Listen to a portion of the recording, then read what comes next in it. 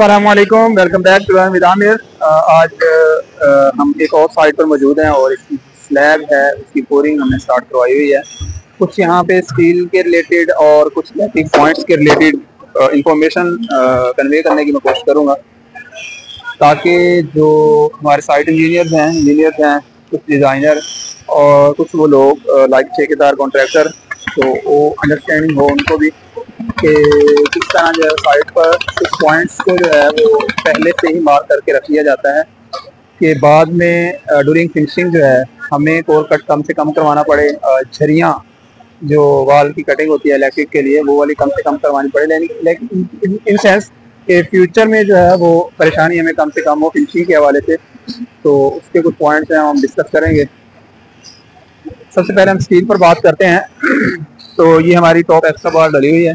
अगर यहाँ से आपको इजीली समझ आ पाए तो आप इसको इस सेंस में देख सकते हैं कि ये हमारी टॉप एक्स्ट्रा बार है। और हम इसकी बात कर रहे हैं कि ये हमने चेयर्स हैं प्रोवाइड की हैं। इसको चेयर बोला जाता है या घोड़े भी बोला जाता है। और इसका जो बेसिक पर्पज़ होता है, ये जैसे ये दिए हैं, ये हमने 3.5 में 4 फुट के फासले पर दिए हैं एक्स्ट्रा टॉप एक्स्ट्रा बार के अंदर। यानी कि पहला जो हमारा टॉप बॉटम है वो ये वाला है, यानी कि ये और इसके बाद हमारा ये वाला है टॉप और इसका ये वाला बॉटम, यानी कि ये है टॉपर और इसको टॉप एक्स्ट्रा बार बोला जाता है।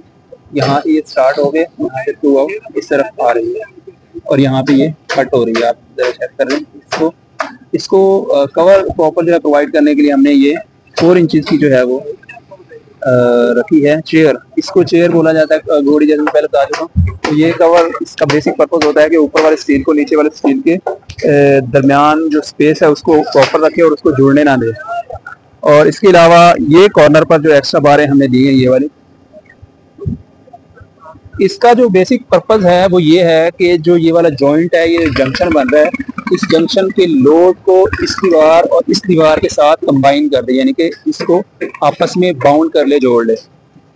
और इसके अलावा मैं साथ साथ आपको बिजली का जो पॉइंट है वो बताता चलूँ कि ये हमारी स्लैब है और यहाँ पे हमने एक ग्लासी या लाइट बॉक्स इसको बोला जाता है, ये रखा हुआ है। यहाँ से हमने ये वाली जो एक वायर गुजारनी है फ्रंट पर, ये बेसिक किस पर्पस के लिए है, जो हमारा यहाँ पे कैमरा लगेगा या साइन बोर्ड लगेगा, यानी कि बिल्डिंग के बाहर वाली साइड पे जो साइन बोर्ड लगेगा या कैमरा लगेगा, उसको कनेक्शन देने के लिए हमने सबसे पहले जो है वो इस पाइप को यहाँ से ही गुजार दिया। क्योंकि अगर हम ये ना करते और इसको छोड़ देते तो ये बीम जो है वो काफ़ी मजबूत हैं और स्ट्रॉन्ग हैं, हैवी जिसको बोला जाता है, वो रखे हुए हैं हमने।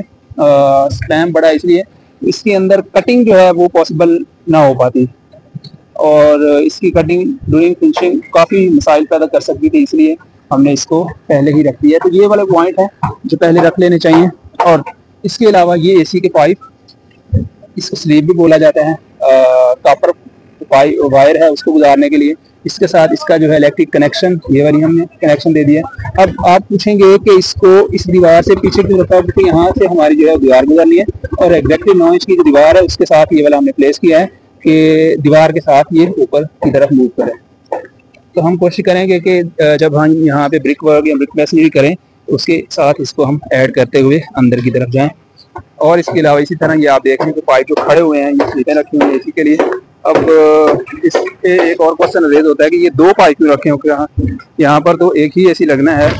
तो 2 का पर्पज़ ये है कि हमारा जो नीचे बेसमेंट की स्लैब, बेसमेंट का एसी, फिर ग्राउंड फ्लोर का, तो ग्राउंड फ्लोर का जो एसी है वो छत पर आएगा और जो बेसमेंट का है वो फ्रंट शेड पर हम कोशिश करेंगे कि उसको इंस्टॉल करें। तो एक ये हमारा ग्राउंड फ्लोर का एसी और एक इस फ्लोर का एसी, फर्स्ट फ्लोर का। तो ये दोनों पाइप जो है यहाँ से होते हुए ऊपर जाएंगे, इस वजह से ये 2 रखे हुए हैं। तो इसके अलावा एक और इम्पोर्टेंट बात कि ये बीम है, हमारे ड्रॉप बीम है। 15 इंचज़ जो है इसका ड्रॉप है, जिसको लटक भी बोला जाता है। जो स्पीड से रिलेटेड है वो जानते हैं, लटक इसको कहते हैं। तो इसके अंदर से तार गुजारना फिनिशिंग के दौरान बहुत ज़्यादा जो है मुश्किल का बायस बनती है बिजली वालों के लिए या वो वाले हजरात जो फिनिशिंग करवा रहे होते हैं उनके लिए। तो इसको कंप्लीट करने के लिए और फ्यूचर में परेशानी से बचने के लिए हमने ये वाला जो 2 इंच का पाइप है ये ड्रॉप किया यहाँ से। अब होगा क्या कि यहाँ से तो हमारी छत जो है वो कंप्लीट होगी इस स्लैब के ऊपर से, और जब हम ये वाली शटरिंग खोल लेंगे, ये वाली साइड वाली शटरिंग और ये वाली शटरिंग खोल लेंगे साइड पे जो है, इसको खुलने के बाद पाइप हमारा दोनों तरफ से यानी कि एक होल बच जाएगा। एक कोर कट जो फ्यूचर में हमने करवानी थी वो हमने पहले ही रख लिया। इसी तरह ये हमने कुछ स्पेस के साथ साथ रखी हुई हैं। 8 फुट 10 फुट के फासले पर हमने रखी हुई ताकि कोई भी तार यहाँ से गुजारनी पड़ जाए तो हमें फ्यूचर में कोई परेशानी ना हो, उससे पहले ही हमने इसको क्लियर कर लिया। उसके साथ अगर आप ये देखें, यानी कि जो भी ड्रॉप बीम है उसके अंदर क्योंकि समटाइम ऐसा होता है कि सीलिंग जब करवा ली जाती है और सीलिंग के दौरान ऑनर कहता है कि सीलिंग जो है मेरी इस तरह करें कि मेरे जो बीम है वो मुझे नीचे से वैसे ही नज़र आते रहें और आप जो है हर यूनिट को अलग अलग जो है वो सीलिंग का डिज़ाइन दे के उसको कंप्लीट कर दें। तो इस पर्पज़ के लिए हमने पहले ऊपर से ही इसको पाइप रख के छोड़ दिया है। इसके अलावा ये वाली साइड इसको कंबाइन करने के लिए जो एक्स्ट्रा बार मैंने पहले आपसे डिस्कस की है, वैसे ही इसमें भी यहाँ पे प्रोवाइड की गई एक्स्ट्रा बार।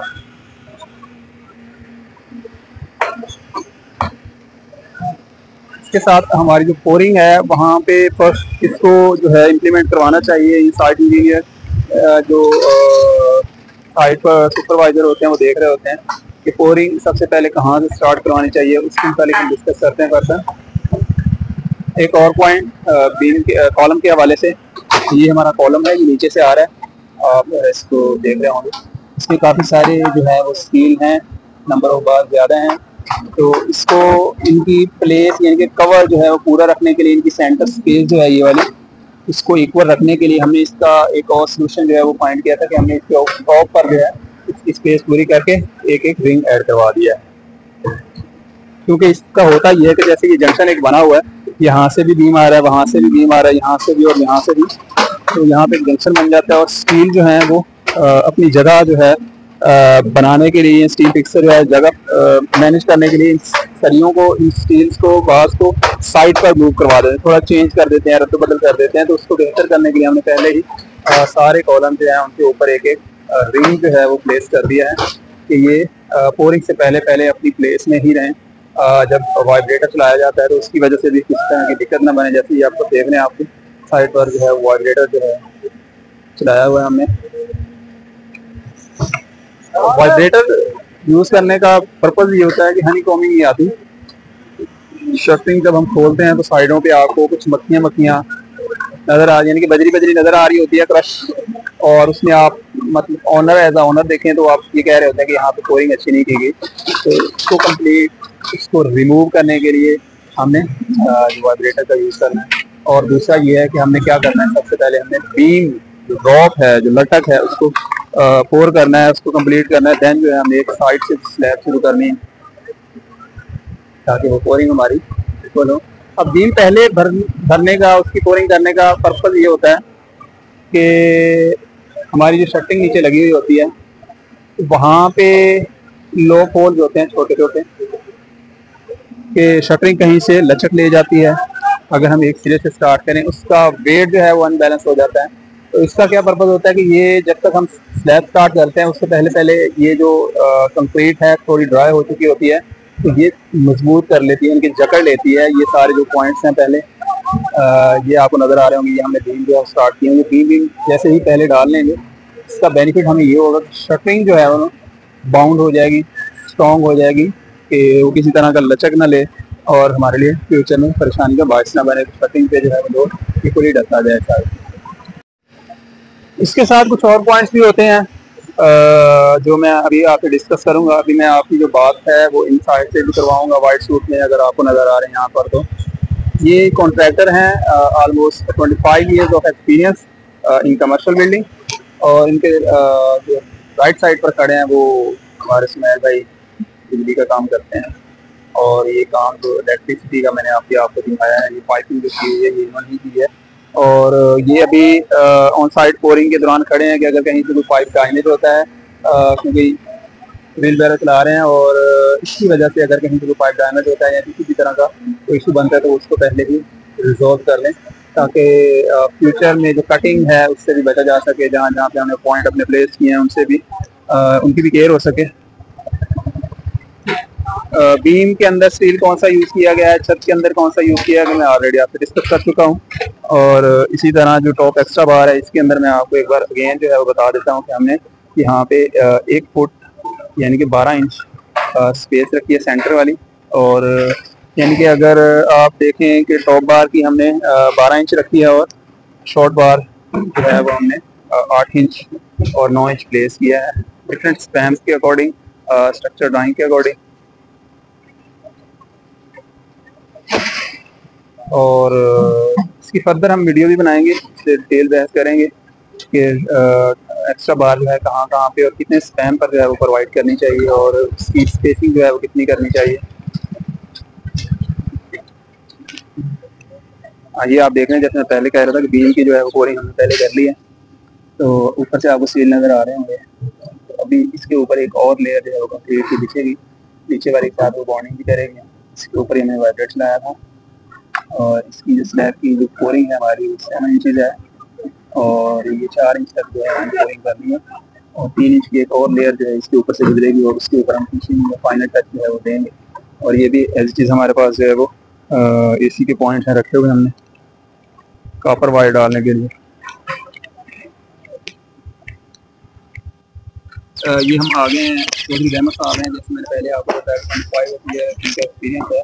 तो रहमत साहब आज हम छत की जो है कोरिंग कर रहे हैं। आपको पता है ये कमर्शियल बिल्डिंग है, ऑलमोस्ट जो है हमारा 1 कनाल का एरिया है। तो आप सबसे पहले जो आपने कोरिंग स्टार्ट किया ये बीमों की ना, इसके मतलब थोड़ा हमें गाइड करेंगे बीमों की कोरिंग पहले करवाने का क्या मतलब है और इसकी हमें क्या मजबूती मिलेगी, ऑनर को हम किस तरह सर्टिफाई कर सकते हैं। जी अस्सलाम वालेकुम। पहले तो अपना आमिर भाई मैं आपको मुबारकबाद देता हूँ कि आप जैसे एक्सपीरियंस हमारे पास मौजूद हैं। तो अल्हम्दुलिल्लाह आपके ज़ेर साया जो ये प्रोजेक्ट है हम इसको रन कर रहे हैं। तो दूसरी बात ये है कि आपका जो सवाल है वो बड़ा वैलिड है, जिसके ऊपर मेरा ख्याल है अगर गुफ्तगू ना करें तो मेरे ख्याल से ये ज़्यादती होगी। तो क्योंकि ये जो बड़े स्पेन होते हैं ना, मोस्टली ठेकेदार जो है वो जो अनट्रेन होते हैं वो क्या करते हैं, एक साइड से जो स्लेब को लेकर ना चल पड़ते हैं। तो बिल्कुल भी ऐसा नहीं करना चाहिए, बिल्कुल भी ऐसा नहीं करना चाहिए। उसकी मेन वजह ये होती है कि एक तो इसके नीचे वाली जो स्लैब है ना, ये पूरी स्लैब का लोड उस पर डिपेंड कर रहा होता है। शटरिंग, फोल्डिंग और जो पोरिंग हो रही है ये सब उसके ऊपर डिपेंड कर रहा होता है। पहली बात ये है कि नीचे वाली जो स्लैब है उसकी सेफ्टी करनी चाहिए। उसके नीचे जो है सपोर्ट वगैरह वो स्लैब स्टार्ट करने से पहले उनको चेक करना चाहिए। यानी कि जो हमारी पहले वाली छत है उसको हम पहले सपोर्ट प्रोवाइड करेंगे जी, उसके बाद हम ऊपर वाली कोरिंग जो है साइड जी। और दूसरी बात ये है कि इसके अंदर जब हम ये पहले कॉलम जो है ना, सॉरी जो हम बीम इनकी ड्राई कर रहे हैं, तो उसके अंदर प्रॉपरली जो हमें वाइब्रेट करता है हमारे पास ये जो है अपना वाइब्रेटर है, इसको प्रॉपरली वाइब्रेट करना चाहिए ताकि इसकी जो एयर वगैरह है ना वो निकल जाए और कॉलमों की प्रॉपर जो है ना वो पोरिंग हो। और दूसरा ये थोड़ा सा ड्राई हो जाता है जब इसके अंदर वाइब्रेटर हम डालते हैं ना, तो ये आफ्टर 2 आवर ये जो है ना स्लैब 25% अपना लोड उठाने के काबिल हो जाती है। यानी कि ये आप लोड बेरिंग को कैलकुलेट करते हुए इसको मद्देनजर रखते हुए पहले जो है कोई करवा लेते हैं जी बीमों की। और जैसे आपने पहले बताया कि हम ग्राउंड फ्लोर ये फर्स्ट फ्लोर 2 लेते हैं, तो नीचे वाली स्लैब को सपोर्ट भी दे देते हैं जी। और बीम की पहले जो जैसे आप देख रहे हैं कि बीम की पहले इन्होंने कोरिंग इसीलिए करवाई है कि इसकी स्ट्रेंथ जो है वो विद इन 2 आवर जो है वो कंप्लीट हो जाएगी 25%। तो फिर हम जो है पीछे स्टार्ट करेंगे जैसे ये बता रहे हैं, और इसका जो है लोड जो है वो डिस्ट्रीब्यूट होता जाएगा साथ साथ बीम के साथ, इसी तरह है जी। और दूसरी बड़ी बात है कि जब हम थोड़ा सा बीम डालते हैं, थोड़ा सा ये करते हैं ना, तो वो होता ये है कि जब थोड़ा सा बीम कर लिया, थोड़ी सी स्लैब कर ली, तो वो हर जगह पे ना थोड़े वक्फे पे ना इसके ज्वाइंट बनते जाते हैं। कंक्रीट जो है वो प्रॉपर एक दूसरे के अंदर ना नहीं जा सकते, वो जल्द नहीं होती, तो वहां से लीकेज के भी चांस होते हैं। यानी कि जो ठेकेदार ये करते हैं कि थोड़ी सी स्लैब भर ली, फिर थोड़ी सी आगे से भर ली या थोड़ी सी आगे भर ली, और इस तरह जो है उनकी जॉइंटिंग है वो मजबूत वो नहीं होती जी। सही है। नाज़रीन आपने देखा कि ये वाला पॉइंट जो है अक्सर ठेकेदार मतलब काम कर भी रहा हो तो ऑनर आगे कहता है कि यार एक साइड से शुरू करें, आप ये जोड़ आ जाएंगे वो, तो वो जो है उसका पर्पज यही कि जैसे पहले बीम है, हमने पहले बीमों की कोरिंग करवानी है। जैसे ये एक्सपीरियंस पर्सन है हमें बता रहे हैं कि पहले बीमों की कोरिंग करवाएं ताकि आपका लोड जो है वो डिस्ट्रीब्यूट हो सके, और उसके बाद जो है एक साइड से आप स्टार्ट करें। जैसे अभी हमारे बीम भी पोर हो रहे हैं ना, उसके बाद जो है हम एक साइड से स्टार्ट करेंगे और एंड तक हम इसको लेते हैं। ऑनर का भी इसमें जो है वो 50% होता है कि वो काम करवा रहा है बंदा, जैसे कि एक्सपीरियंस पर्सन जैसे हमारे पास रहमत साहब काम करवा रहे हैं, तो आके सिर्फ पूछ ले कि सर ये आप क्यों करवा रहे हैं, कैसे करवा रहे हैं। वो ये ना कहे कि यार आपने थोड़ा सा उधर से करवा दिया, थोड़ा उधर करवा दिया, तो एक साइड से शुरू करें। तो क्योंकि ये जो है वो मार्केट में काम कर रहे थे, कमर्शियल का भी पता है, रेजिडेंशियल का भी पता है, तो इनको पता है कि इसकी स्ट्रेंथ किस तरह मजबूत होगी और हम किस तरह जो है स्लैब को ज़्यादा से ज़्यादा मजबूत करवा जी बिल्कुल।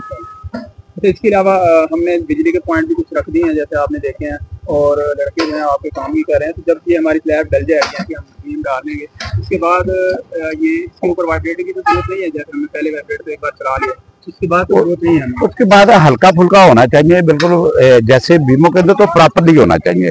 तो हाँ लाइट सा, लेकिन अगर बीमों स्लैब के अंदर भी प्रॉपरली अगर कोई मालिक ये कहता भी है तो उनको काइंडली ये गाइड करने की जरूरत है कि जो अपने इलेक्ट्रिक वर्क छत के ऊपर हुआ है, जैसे ये फैन बॉक्स है, ये डबियां हैं, वाइब्रेट जो होती है ना स्लैब, तो ये सब कुछ ना उल्टा पुल्टा कर देगा। तो वो जो डबियां हैं वो अपनी जगह से दाएं बाएं हो जाएंगी, फैन बॉक्स अपनी जगह से हिल जाएंगे। तो मेरे ख्याल से मालिक को इन चीज़ों की थोड़ी सी हमें ब्रीफिंग करनी चाहिए, उनको गाइडलाइन देनी चाहिए कि वो जो मेन पर्पज है ना, जो जिस चीज ने लोड उठाना है उसके ऊपर है। तो स्लैब के अंदर लाइट सा अगर चलाना भी है तो इन चीजों को मद्देनजर रखना चाहिए हमें कि कहाँ पे हमारा इलेक्ट्रिक वर्क हुआ है, उस एरिया को बड़ा अपना देखकर एहतियात के साथ इसको जो है ना लेकर चलना चाहिए। रहमत साहब बहुत शुक्रिया, आपने हमें वक्त दिया, और इंशाल्लाह हम फिर आपसे मुलाकात करेंगे और मज़ीद जो है टिप्स लेंगे कंस्ट्रक्शन के हवाले से, क्योंकि अभी तो ये स्लैब हमारी गोइंग हो रही है, फिर ब्रिक वर्क होगा, प्लास्टर होगा, उसके मुताबिक जी जज़ाकल्लाह, बहुत शुक्रिया। शुक्रिया, आपने हमें इतना कीमती वक्त दिया, थैंक यू जी, वेलकम। तो नाज़रीन, ये हमने बेसिक इंटरव्यू किया हमारे जो रहमत साहब हैं, कंस्ट्रक्शन कॉन्ट्रैक्टर हैं, ये DHA में इनका जो है ऑफिस है और वहीं से ये रन कर रहे हैं।